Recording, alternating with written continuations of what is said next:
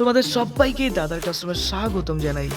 Class 7-এর প্রথম unit টেস্টের সংস্কৃত প্রশ্ন, পূর্ণমান 30, সময় 1 ঘন্টা। মোস্ট ইম্পর্টেন্ট প্রশ্ন রয়েছে এই সেটে, দেখে নাও। এর আগে দুটো সেট দিয়েছি, এটা 3 নম্বর সেট। এই প্রশ্নগুলো নিয়েই আমরা আলোচনা করব এবং টোটাল সলিউশন কিন্তু কমপ্লিট করব। ওকে, এই চ্যানেলে নতুন হলে অবশ্যই সাবস্ক্রাইব করে দিও।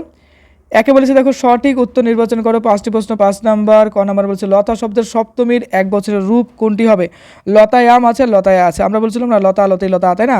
লতাভ্যাম, এই যে বিষয়গুলো না, এটাই কিন্তু আমরা বলবো। দেখো এই ক্ষেত্রে আমাদের শব্দে সঠিক উত্তর হবে দেখো লতায়াম। চলে আসছে নেক্সট প্রশ্ন। খ নাম্বার ধাবত ক্রিয়াপদটি কোন বচনের রূপ? এক বচন, দ্বিবচন।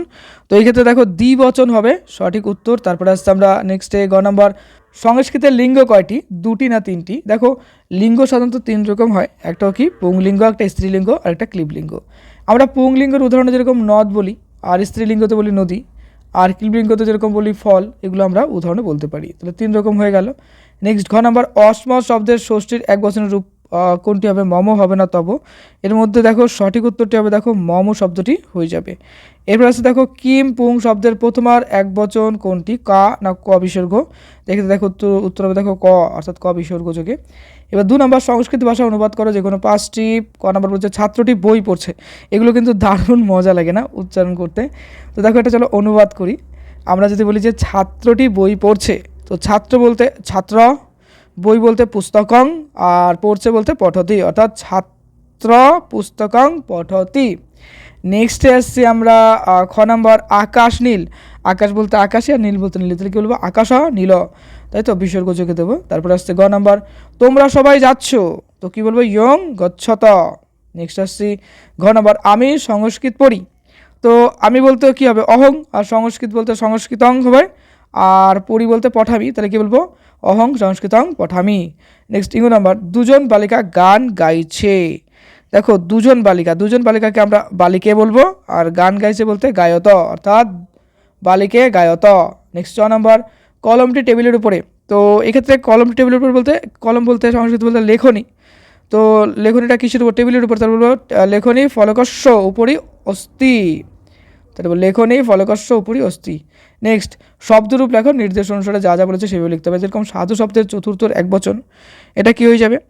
দেখো সাধু শব্দটা যদি আমরা করি, তাহলে সাধু হয়ে যাবে সাধবে, সাধবে। নেক্সট আসছে আমরা ফল শব্দের দ্বিতীয় বহু বচন, ফলানি হয়ে যাবে। নদী শব্দের সপ্তমীর 1 বচন, এটা কী হবে বলো তো? এটা হবে নদ্যাম, নদী নদ্যে নদ্যাম, তাই না? এটা আমরা পড়ি সেইভাবে। ঘ নাম্বার, যুষ্মৎ শব্দের ষষ্ঠীর 1 বচন, এটা হয়ে যাবে দেখো, এটা হয়ে যাবে দেখো তব হয়ে যাবে। নেক্সট, মুনি শব্দের প্রথমার 1 বহু বচন কী হবে? মুনয়। এবার আসছে আমরা ধাতুরূপ লেখো, লট লকারে। স্থা, অর্থাৎ তিষ্ঠ ধাতু মধ্যম পুরুষ বহু বচন, তিষ্ঠটা কে যাবে? তীর্থস্থ হয়ে যাবে।